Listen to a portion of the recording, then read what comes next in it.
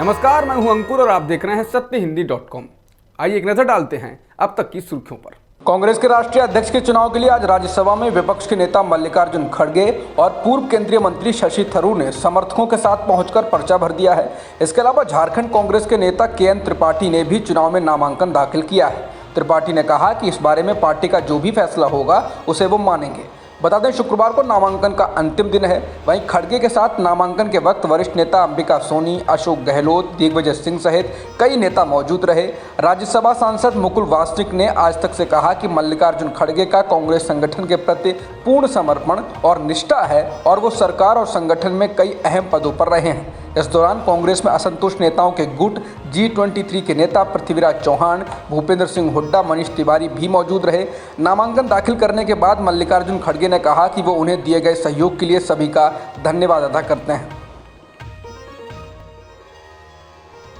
शशि थरूर को जहां G23 से आने का नुकसान बताया जा रहा था और कहा जा रहा था कि उनको G23 के अलावा कम समर्थन मिलेगा, हालांकि नामांकन दाखिल करने के दौरान G23 के नेता भी मल्लिकार्जुन खड़गे के साथ खड़े दिखाई दिए। थरूर के नामांकन पत्र पर हस्ताक्षर के लिए कोई आगे नहीं आया। G23 की प्रमुख हस्तियों में से भूपेंद्र सिंह हुड्डा, आनंद शर्मा, मनीष तिवारी और पृथ्वीराज चौहान और मुकुल वासनिक थे, लेकिन ये पार्टी के कथित अनौपचारिक उम्मीदवार मल्लिकार्जुन खड़गे के पीछे खड़े हुए और प्रस्तावकों के रूप में उनके नामांकन पत्र पर उन्होंने हस्ताक्षर किया। बता दें, ये सभी अगस्त 2020 में सोनिया गांधी को भेजे गए पत्र पर हस्ताक्षर करने वालों में से थे। वहीं नामांकन से पहले ही शशि थरूर ने कहा था कि वो G23 के उम्मीदवार नहीं हैं, उनको वोट 9000 से अधिक लोगों को करने हैं। कांग्रेस अध्यक्ष पद के लिए नामांकन करने के बाद शशि थरूर ने पत्रकारों से बातचीत के दौरान कहा कि मैं पार्टी आलाकमान की संस्कृति को बदलूंगा। हर चीज़ को दिल्ली आलाकमान के पास भेजने को एक समस्या के रूप में बताते हुए उन्होंने कहा कि पार्टी एक लाइन में ये कहते हुए प्रस्ताव पारित नहीं कर सकती है कि कांग्रेस अध्यक्ष फैसला करेंगे। थरूर ने कहा कि वो इस आलाकमान कल्चर को बदलेंगे। थरूर ने कहा कि मुझे आश्चर्य नहीं है कि इस्टेब्लिशमेंट उन लोगों के पीछे खड़ा है जो जैसा है वैसा ही रहने देना चाहते हैं, लेकिन अगर आप पार्टी में बदलाव और प्रगति चाहते हैं तो आप मुझे वोट दें। उन्होंने कहा कि उनकी योजना ज़मीनी स्तर पर काम करने वाले लोगों को सशक्त बनाने की है। थरूर ने इसके साथ ही मल्लिकार्जुन खड़गे के साथ अपने संबंधों को स्पष्ट करते हुए कहा कि वो कांग्रेस के भीष्म पितामह हैं और हम दोनों प्रतिद्वंदी नहीं हैं, हम साथी हैं। थरूर ने यह भी कहा कि पार्टी आम सहमति वाले उम्मीदवार की तलाश में नहीं है। मैंने पार्टी कार्यकर्ताओं से बात की है और वो जो बदलाव लाएंगे उसके बारे में मैंने उनको बताया है। कांग्रेस नेता राहुल गांधी की आलोचना करने वालों में ताज़ा नाम है बीजेपी नेता और असम के मुख्यमंत्री हेमंत बिस्वा शर्मा का। उन्होंने राहुल की आलोचना करते हुए कहा कि उनमें व्यवस्थित गंभीरता नहीं है, जिम्मेदारी के बिना सत्ता हासिल करना चाहते हैं और राजनीति के लिए उपयुक्त नहीं है। ANI के साथ एक साक्षात्कार में शर्मा ने राहुल गांधी पर एक राजनेता के रूप में अगंभीर होने, एक सामंती मानसिकता वाले की तरह व्यवहार करने और अहंकारी होने का आरोप लगाया। कुछ साल पहले तक कांग्रेस में ही रहे शर्मा ने कहा कि राहुल गांधी कभी कभी बीच बीच में मीटिंग छोड़कर जॉगिंग जैसे अपने व्यायाम के लिए जा सकते हैं या अचानक अगले कमरे में जाकर आधे घंटे के बाद आ सकते हैं। गुजरात में अहमदाबाद से गांधीनगर की ओर जाते समय प्रधानमंत्री नरेंद्र मोदी ने एक एम्बुलेंस को रास्ता देने के लिए अपने काफिले को रोक दिया। सोशल मीडिया पर साझा किए गए एक वीडियो में देखा जा सकता है कि कड़ी सुरक्षा वाली गाड़ियां सड़क पर रुकने की गति से धीमी होती हैं और वहां से एक एम्बुलेंस निकलती है। एम्बुलेंस के गुजरने के बाद PM के काफिले वाली गाड़ियां आगे बढ़ती दिखती हैं। उस वीडियो को एक कार से शूट किया गया है। इस वीडियो को सोशल मीडिया पर कई लोगों ने साझा किया है और पूछा है कि क्या VVIP संस्कृति खत्म होगी। बता दें, प्रधानमंत्री मोदी अहमदाबाद में एक सभा से वापस गांधीनगर की ओर लौट रहे थे। प्रधानमंत्री मोदी फिलहाल गुजरात के दौरे पर हैं।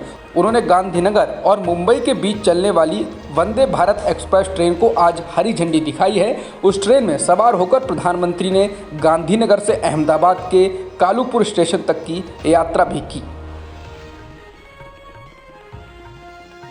बहुजन समाज पार्टी के अध्यक्ष मायावती ने आज पॉपुलर फ्रंट ऑफ इंडिया पर बैन के पीछे RSS को खुश करने की योजना बताई। मायावती ने ट्वीट कर कहा है कि केंद्र द्वारा पीपल्स फ्रंट ऑफ इंडिया यानी PFI पर देश भर में कई प्रकार से टारगेट करके आखिरकार अब विधानसभा चुनावों से पहले उसे उसके 8 सहयोगी संगठनों के साथ प्रतिबंध लगा दिया है।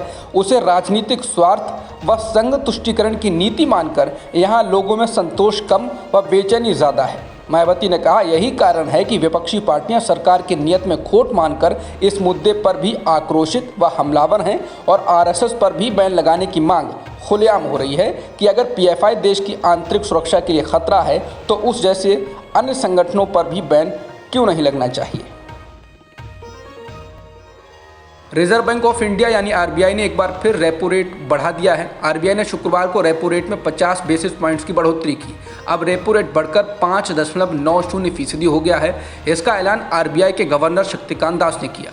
अगस्त में आरबीआई ने रेपो रेट में 50 बेसिस पॉइंट्स की बढ़ोतरी की थी और तब ये बढ़कर 5.40% हो गया था। इससे पहले जून में भी आरबीआई ने रेपो रेट में 50 बेसिस पॉइंट्स की बढ़ोतरी की थी। इस साल मई से पहले आरबीआई ने लंबे वक्त तक रेपो रेट में किसी तरह का बदलाव नहीं किया था।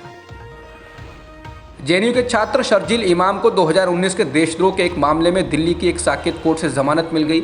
शर्जील पर भड़काऊ भाषण देने का आरोप है, जिसकी वजह से जामिया नगर में हिंसा हुई थी। हालांकि इमाम इस मामले में जमानत मिलने के बाद भी दिल्ली दंगे से जुड़े एक अन्य केस में जेल में ही रहेंगे।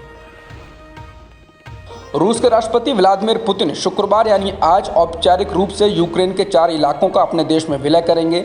रूस के संसद के निचले सदन के प्रमुख ने शुक्रवार को कहा, राष्ट्रपति व्लादिमीर पुतिन ने यूक्रेन के 4 क्षेत्रों को रूस में शामिल करने की योजना के बारे में सदन को सूचित किया था। बता दें, रूस ने यह फैसला इन 4 इलाकों में जनमत संग्रह के नतीजों के बाद लिया है। हालांकि पश्चिमी देशों ने इसका विरोध किया है। पश्चिमी सरकारों और कीव ने कहा है कि मतदान कब्जे के दबाव के तहत किए गए थे। अब तक की खबरों में इतना ही। बाकी खबरों के लिए बने रहिए सत्यहिंदी.com के साथ।